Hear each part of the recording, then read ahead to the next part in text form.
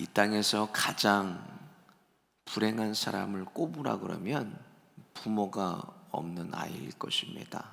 아이는 부모가 없이는 아무것도 할 수가 없어요. 입을 수도 없고 혼자 먹을 수도 없고 살아갈 수가 없습니다. 그래서 부모의 능력이 곧 아이의 능력이 됩니다. 다 해줄 수 있는 부모를 만나면 아이의 삶도 평안하고 모든 것을 다 누리며 살 수 있습니다.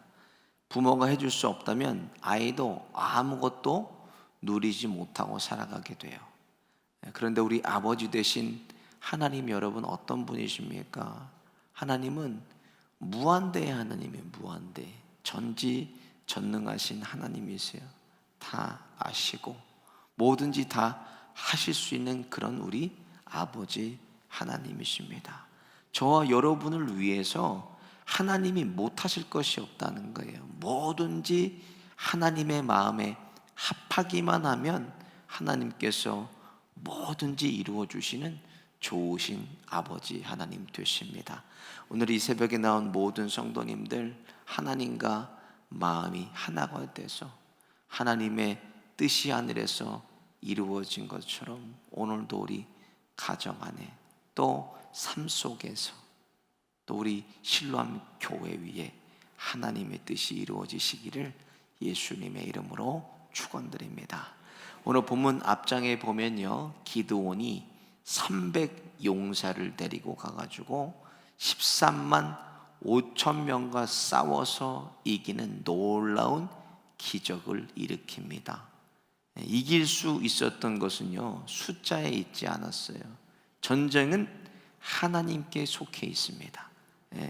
하나님이 누구 편이 되시냐에 따라서 숫자와 전력과 무기와 전략이 필요가 없어요. 무조건 승리하게 되는 거, 하나님만 내 편 되시면.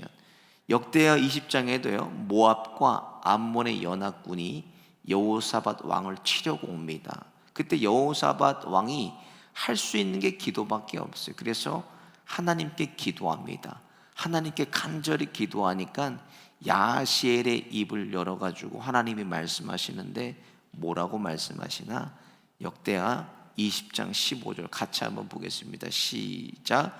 야시엘이 가로되 온 유다와 예루살렘 거민과 여호사밧 왕이여 들을지어다. 여호와께서 너희에게 말씀하시기를 이 큰 무리로 인하여 두려워하거나 놀라지 말라. 이 전쟁이 너희에게 속한 것이 아니요 하나님께 속한 것이니라 그랬어요.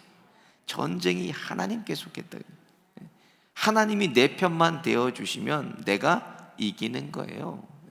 사람과의 싸움도 마찬가지예요. 사람에게 속한 싸움. 하나님이 누구 편 되시냐에 따라서 이 모든 싸움이 좌우가 돼요.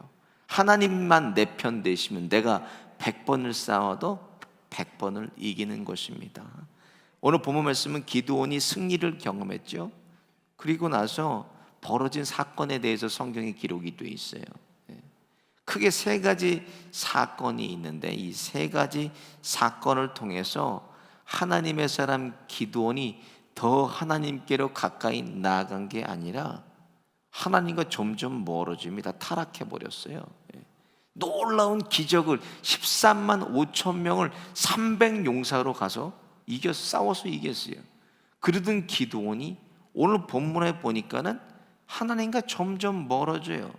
완전히 다른 사람이 되어버렸습니다. 어떻게 기드온이 어떤 과정을 통해서 타락했는가? 먼저 보니까요, 겸손은 하나님 앞에 나를 지키는 능력이에요. 1절 보세요. 승리한 기드온에게 에브라임 사람이 찾아와서 말해요. 에브라임 사람들이 기드온에게 이르되 내가 미디안과 싸우러 갈 때 우리를 부르지 아니하였으니 우리를 이같이 대접함이 어쩌미뇨 하고 크게 다투는지라. 왜 우리를 안 불렀다고 이제 따지는 거예요. 기드온에게. 승리의 공로가 뭐예요? 기드온에게만 돌아갔다는 거예요. 따지니까 기드온이 종족 간의 싸움이 날 수 있는 위기를 어떻게 얘기하나? 2절과 3절을 보면 기드온이 그들에게 이르되 나의 이제 행한 일이 너의 행한 것에 비교가 되겠느냐? 나 에브라임의 끝물 포도가 아비에셀의 만물 포도보다 낫지 아니하냐. 하나님이 미디안 방백 오렉과 수heb을 너희 손에 붙이셨으니 나의 한 일이 어찌 능히 너희 한 것과 비교가 되겠느냐. 기드온이 이 말을 하며 그들이 노가 풀리니라 그랬어요. 기드온이 힘이 없어서 에브라임을 높여준 거 아닙니다. 전쟁의 전면에서 나가서 싸운 사람은 기드온이에요. 근데 300용사들이 전의를 상실하고 도망가는 이 오렉과 스웹을 쳐서 에브라임이 잡은 것밖에 없어요. 에브라임은 도망가는 스웹과 오렙을 잡았습니다. 나와서 싸운 것은 300용사예요. 그럼에도 불구하고 이 기드온이 어떻게 풀었나? 겸손으로 이 문제를 풀었다는 거예요. 높여줬어요. 에브라임을 높여줬습니다. 겸손함으로 목숨 걸고 나가서 싸운 기드온보다 도망가는 장수를 잡은 에브라임을 높여주는 거예요. 전의를 상실해서 도망가는 장수 잡은 게 어려운 게 아니지 않습니까? 그런데도 기드온이 에브라임을 높여줍니다. 23절에는 미디안에서 이스라엘을 구원한 기드온과 그 아들에게 뭐라고 해요? 우리를 다스려 달라 그래요. 왕 삼으려 그래요. 이제 기드온을. 그때 기드온이 말해요. 내가 너희를 다스리지 아니하겠고 나의 아들도 너희를 다스리지 아니할 것이요 여호와께서 너희를 다스리신다 그랬습니다. 자기가 안 다스리고 하나님 앞에 자신을 기드온이 낮췄어요. 마찬가지입니다. 가정에서, 우리의 일터에서, 교회에서 사람이 모여있는 곳이기 때문에 뭐가 끊이질 않나? 분쟁이 끊이질 않습니다. 사람이 있는 곳에는 항상 싸움이 있어요. 그 분쟁을 멈추는 방법, 그 분쟁을 잠재우는 방법이 무엇인가? 나를 남보다 낮게 낮추고 남을 높여주는 거예요. 이게 겸손입니다. 이것이 진정한 우리의 믿음의 성숙이에요. 예수님은 하나님이시면서 십자가에 죽으시기까지 겸손하셨어요. 그 겸손을 통해서 온 인류를 사망에서 생명으로 옮겨 놓으셨습니다. 천국의 보좌를 다 버렸다는 거예요. 하나님이 하나님 되심을 버리시고 인간이 되셔서, 내가 되셔서 이 땅에 오셨습니다. 그리고 죽으시기까지 하나님의 말씀에 순종하셨다는 거예요. 그래서 빌립보서 2장 6절부터 8절 보면 이렇게 기록되어 있습니다. 우리 같이 한번 보겠습니다. 시작. 그는 근본 하나님의 본체시나 하나님과 동등됨을 취할 것으로 여기지 아니하시고 오히려 자기를 비어 종의 형체를 가져 사람과 같이 되었고 사람의 모양으로 나타나셨음에 자기를 낮추시고 죽기까지 복종하셨으니 곧 십자가에 죽으심이라고 했어요. 겸손은 어떠한 분쟁도 잠재울 수 있는 능력이 거기에 있어요. 이에 반해서 교만을 보세요, 여러분. 교만은 모든 문제에 뭐예요? 고춧가루가 됩니다. 고춧가루. 모든 문제에 휘발유가 돼요. 교만한 사람들은요. 스펄전 목사님이 정의한 교만한 사람들의 특징이 있어요. 어떻게 정의했나? 교만한 사람은요, 누구나 그를 싫어하기에 참된 친구가 없고 항상 고독하다는 거예요. 고독의 특징이 있어요. 교만한 사람들 자신만만하고 당당하고 떳떳한 것 같지만 그것으로 상처를 위장한 사람이라는 거예요. 자신의 상처를 위장해요. 교만한 사람은 다른 사람과 어울리지 못하고 혼자만의 세계에 빠져서 외롭다는 거예요. 자신만의 세계에 빠진다. 교만한 사람은 다른 사람을 인정하지 않고 자신만을 인정해서 늘 고독하고, 교만한 사람은 쉽게 화를 낸다는 거예요. 그리고 교만한 사람은 어디에든지 싸움을 일으킨다, 이렇게 정의했어요, 스펄전 목사님이. 두 번째로, 과한 물질에 대한 욕심은요, 하나님 앞에서 나를 망하게 해요. 물질이 망하게 하는. 24절 보세요. 기드온이 또 그들에게 이르되 내가 너희의 한 일을 청구하노니 너희는 각기 탈취한 귀고리를 내게 줄지라 하니 그 대적은 이스마엘 사람이므로 금 귀고리가 있었음이라 그랬어요. 미디안 사람을 쳐부수고요, 그들에게 뺏은 전리품들을요 이제 기드온이 달라 그래요, 자기한테. 그리고 바로 앞절에 보면 여호와께서 너희를 다스리시라 했던 기드온이요, 물질을 봐요. 물질을 보고 그의 마음이 변하게 됩니다. 예. 그럼 물질은 필요악입니다. 필요악. 그렇기 때문에 과한 물질, 과한 욕심은 하나님 앞에 나를 망하게. 26절 보세요. 금을 1700세겔을 달라고 해서 기드온이 그것을 취해버렸습니다. 1700세겔이 오늘날로 한 사람은요, 금이 19kg에 19kg. 이만한 금덩어리. 그것을 취해서 뭘 만드나? 27절 보세요. 기드온이 그 금으로 에봇 하나를 만들어서 자기의 성읍 오브라에 두었더니 온 이스라엘이 그것을 음란하게 위함으로 그것이 기드온과 그 집의 올무가 되니라 하였습니다. 여러분, 에봇이 뭐예요? 에봇은 제사장이 입는 옷이에요. 출애굽기 때 말씀드린 것처럼 제사장이 입는 이 에봇을요, 그는 레위 사람도 아니에요. 기드온은 므낫세 지파 사람인데 기드온이 에봇을 만들었다는 거예요. 그것을 지어가지고 건드리지 말아야 될 하나님의 영역을 그가 건드려 버린 거예요. 레위인도 아닌 자기가 무슨 에봇을 만들어서 그것을 자기 성읍에 둡니까? 27절에 보세요. 자기 성읍 오브라에 두었더니 이렇게 기록이 되어 있어요. 그 뭐 우상 만든 거예요. 우상. 자기가 우상이 되어버렸어요. 자기 성읍의 특별한 곳에 놔둬서 사람들이 그것을 보게 하고 사람들이 그것을 주목하게 했다는 거예요. 기드온을 통해서 뭘 봐야 돼요? 사람들이 하나님을 봐야 됩니다. 근데 기드온을 통해서 에봇을 보게 하는 거예요. 제사장의 옷을 보게 하는 거예요. 이스라엘이 기드온 통해서 하나님을 봐야 되는데 금으로 만든 에봇을 보게 해요. 그것을 음란하게 행했다고 오늘 성경에 기록되어 있는데, 여기서 음란이라는 건 원문 보니까 잠마라 이렇게 되어 있더라고요. 잠마라는 악을 도모하다. 성적인 타락도 있지만 악을 도모했다는 뜻도 있어요.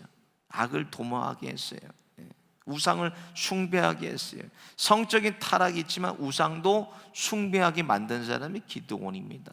기드온을 통해서 하나님 보듯이 우리를 통해서 뭘 봐야 되나? 사람들은 하나님 봐야 돼요. 우리를 통해서 예수를 봐야 돼요. 우리를 통해서 당신 보면 정말 예수님이 살아계신 것 같아. 하나님 살아계신 것 같아. 나도 한번 교회에 가볼까? 나를 통해서 하나님 보여줘야 됩니다.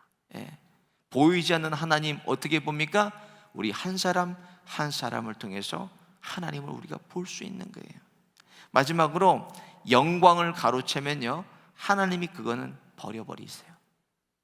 오늘 30절 보세요. 기드온이 아내가 많음으로 몸에서 낳은 아들이 70인이었고, 이것은 기드온의 성적인 타락을 얘기하는 것뿐만 아니라 이 말은요, 무슨 뜻인가? 하나님이 다스리신다고 그가 얘기했지만 정작 하나님의 자리에 기드온이 올라와 있었다는 거예요. 31절에 아들을 낳는데 그 이름을 아비멜렉이라고 했어요.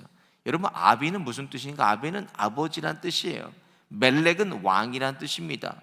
그 아들이 내 아버지가 왕이다라는 이름을 가지고 태어났대. 그 아들이 그 이름을 지었다는 거예요. 그렇게. 무슨 말인가? 자기가 왕이 돼 있었어요. 기드온이. 하나님이 다스리겠다 그렇게 말은 그렇게 하지만 그의 마음이 이미 교만해져서 하나님의 자리에 올라가 있습니다. 하나님의 영광의 목적이 아니라 이제는 모든 게 자기의 영광으로 바뀌어 있다는 거예요. 자기가 하나님의 영광을 가로채고 있다는 거예요. 하나님의 영광을 위해 시작됐던 기드온은 이제는 자기 자신을 위해 사는 사람으로 타락하고 맙니다. 결국 자기를 사랑하는 마음이 기드온을 타락하게 만든 거예요. 자신을 사랑하니까 자신을 위해서 물질을 취했고, 자신을 사랑하니까 자신의 유익을 위해서 자기가 왕이 됐다는 거예요. 겉사람이 다르고 속사람이 다른 이중적인 사람으로 기드온이 변해 있었습니다. 기드온의 성공을 통해서 우리가 점검해야 되는 것은 무엇인가? 하나님이 없는 성공은 그거는 저주입니다. 저주. 항상 성공하는 그 자리에, 하나님이 높여주시는 그 자리에는 하나님이 계셔야 돼요. 하나님이 없는 성공, 축복은 우리에게 그것은 저주가 되는 거예요. 하나님이 항상 계시고 나를 통치하시고 나를 다스려서 내가 여기까지 온 것이지, 하나님의 은혜로 우리가 여기까지 온 것이지, 하나님의 은혜 잊어버리고 하나님이 받으셔야 될 그 영광을 내가 가로채는 순간 하나님이 나를 버리신다는 걸 여러분 기억해야 됩니다. 예수님께서 성령에 이끌리셔서 사단에게 시험 받으셨어요. 사단이 높은 산 꼭대기로 예수님 같이 데리고 올라가서 뭐라 그럽니까? 천하 만국을 다 보여주고 자기에게 절하면 이거 다 주겠다 그럽니다. 그런데 예수님은 왕이 돼서 누리는 자리가 아니라 하나님의 영광을 위해서 자신이 져야 될 십자가의 자리를 걸어가셨습니다. 저와 여러분의 인생이 하나님의 그 영광의 시간표에 맞춰져서 오늘 하루도 오직 하나님 한 분께만 영광 돌리시며 겸손함으로 하나님 앞에 가정과 일터와 실로암 교회를 사수하시는 저와 여러분 되시기를 예수님의 이름으로 축원드립니다. 오늘 말씀 생각하면서 함께 찬송하고 기도하겠습니다.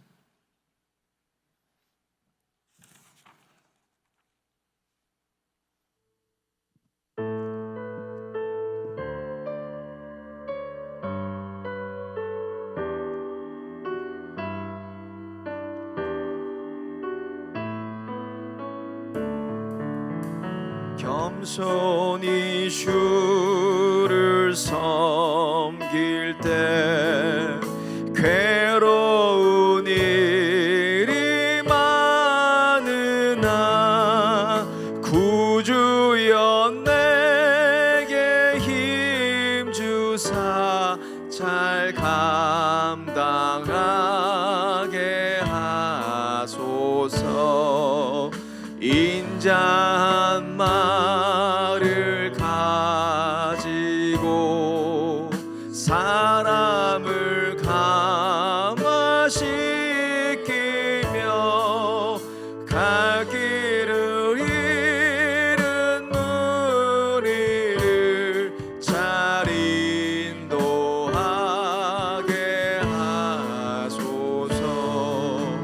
구주의 귀한 인내를 깨달아 알게 하시고 굳건한 믿음 주셔서 늘 승리하게 하소서. 장래의 영광 비추사 소망이 되게 하시며 구주와 함께 살면서 참 평강 얻게 1절 다시 합니다. 겸손히 주를 섬길 때 괴로운 일이 많으나 구주여 내게 힘주사 잘 감당하게 장래의 영광 비추사 장래의 영광 비추사 소망이 되게 하시며 구주와 함께 살면서 참 평강 얻게 하소서.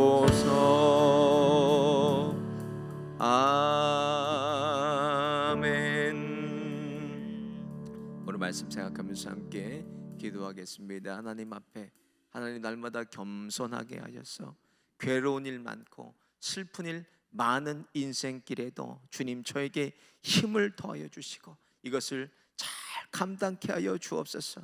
장래 하나님의 영광을 비춰주셔서 소망이 되게 하시고 주님과 함께 살면서 날마다 참 평강 얻게 하여 주옵소서. 겸손함으로 하나님의 영광을 보는 하루 되게 하여 주옵소서. 주여 한번 무릎 짓고 함께 기도합니다. 주님요